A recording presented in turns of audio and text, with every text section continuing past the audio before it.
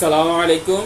আমি doctor Naimul Kibria, BHMS Bangladesh homeopathy medical college, BHMS রোকেয়ান ইসলাম homeopathy medical college.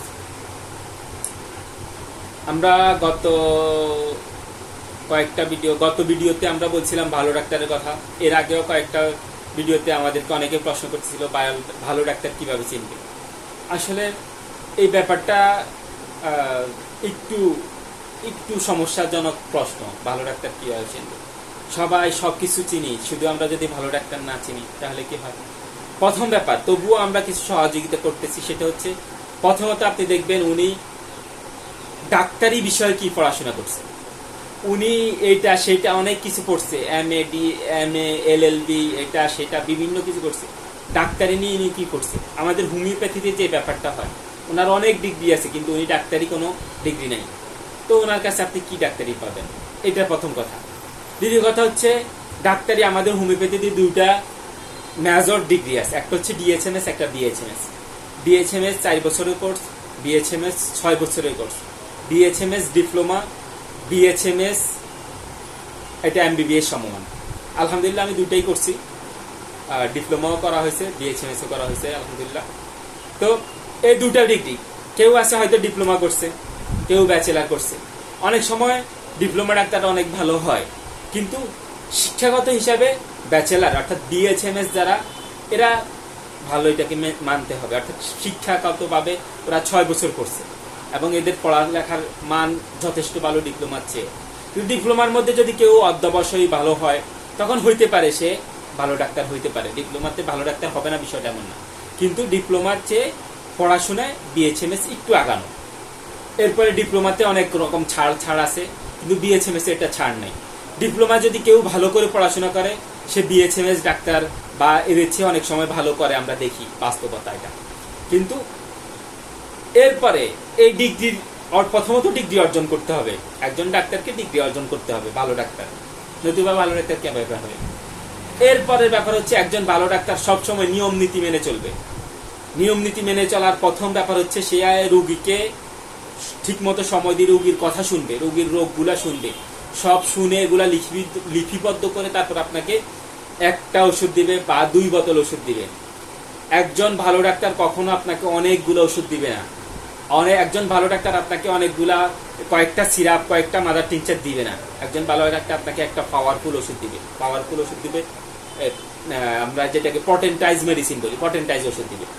খুব rare, খুব সমস্যা না হলে মাদার টিংচার একটা দুইটা দিতে পারে, কিন্তু এটা ভালো ডাক্তাররা সাধারণত দেয় না, যদি রুগীর অবস্থা জটিল না হয়। একজন ভালো ডাক্তারের মূল ব্যাপার হচ্ছে সে পাওয়ার ওষুধ দিবে, অর্থাৎ লিকুইড ওষুধ দিবে, যেগুলা পানির মতো স্বাদগন্ধবিহীন বা মাঝে মাঝে কিছু স্বাদগন্ধ থাকে। এরপরে একজন ভালো ডাক্তার সে অল্প ওষুধ দিয়ে চিকিৎসা করবে এবং রুগীর সব কথা শুনে তারপর ওষুধ দিবে। এরপরে একজন ভালো ডাক্তার কখনো আপনার সাথে কন্ট্যাক্টে যাবে না, সে আপনাকে 100% সিউরিটি দিবে না। একজন ভালো ডাক্তার এই ব্যাপারগুলা করে না।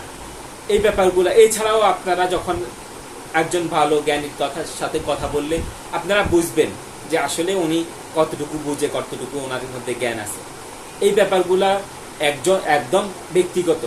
আমি যে বিষয়গুলো বলছি এগুলা যদিও বেশি খুব একটা ভালো না, আমরা কোনো ডাক্তারকে খারাপ বলি না, কিন্তু শুধুমাত্র রুগীদের সুবিধার্থে, রুগীদের এই যে কমপ্লিকেটেড সিস্টেমের কারণে আমি এই ব্যাপারটা আজকে বললাম। অর্থাৎ প্রথমে তো আপনাকে দেখতে হবে শিক্ষাগত যোগ্যতা। সে মাস্টার্স করছে, তারপর অনার্স করছে, এটা করছে সেটা করছে, এগুলা কোনো বিষয় না।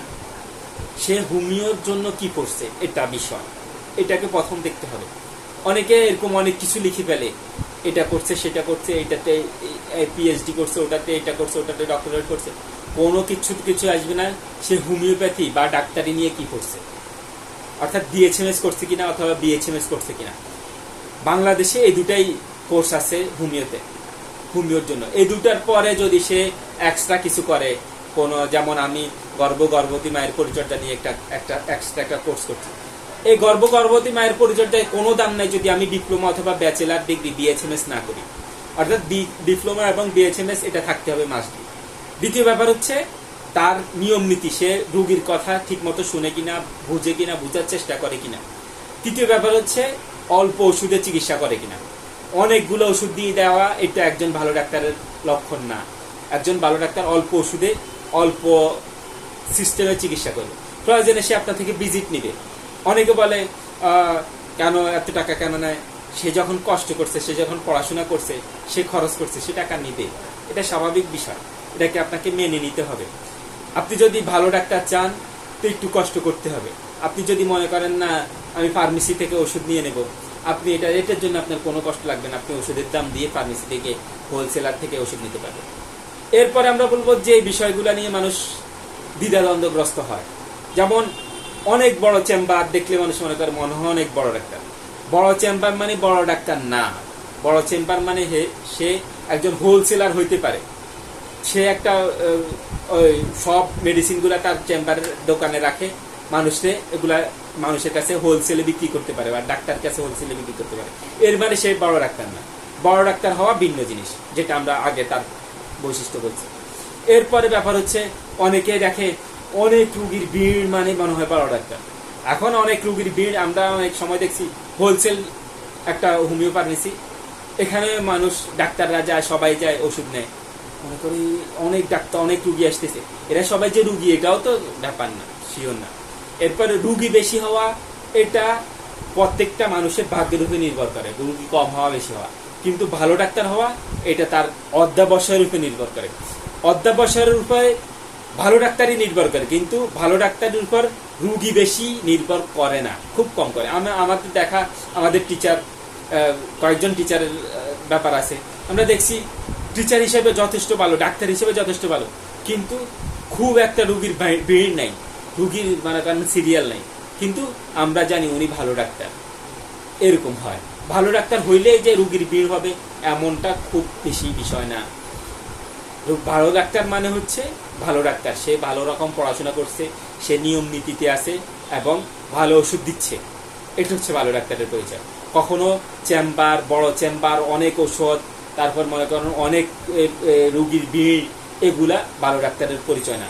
এ বলে আমরা আজকে সংক্ষিপ্ত বক্তব্য শেষ করলাম। তবে যদি আমার কথায় কোনো ডাক্তারের মনে কষ্ট যায়, আমি আন্তরিকভাবে দুঃখিত। আমি আসলে কারোর কষ্ট পাওয়ার জন্য বা কারোর ছোট করার জন্য বলি নাই। আমার বক্তব্যটা শুধু হচ্ছে সাধারণ মানুষ যেন দ্বিধাগ্রস্ত না হয়, যারা মনে করে আমাদের পার্সোনাল সমস্যার কারণে হোমিওপ্যাথিকে দোষ দেয়। আমি সবসময় বলি, যদি একজন রোগী হোমিওপ্যাথিতে আরোগ্য না হয়, এটার মানে হোমিওপ্যাথি খারাপ বিষয় না, এমন না। এটার মানে হচ্ছে যেই ডাক্তারের কাছে আপনি ওষুধ খেয়েছেন উনি হয়তো আপনার কথাটা বোঝে নাই, বা উনি আপনার চিকিৎসা দেওয়ার মতো ওই রকম যোগ্যতা অর্জন করে নাই। অর্থাৎ হচ্ছে আমাদের এলোপ্যাথিতে আমরা এই ব্যাপারটা কমন বুঝি, কিন্তু শুধু হোমিওতে বুঝি না।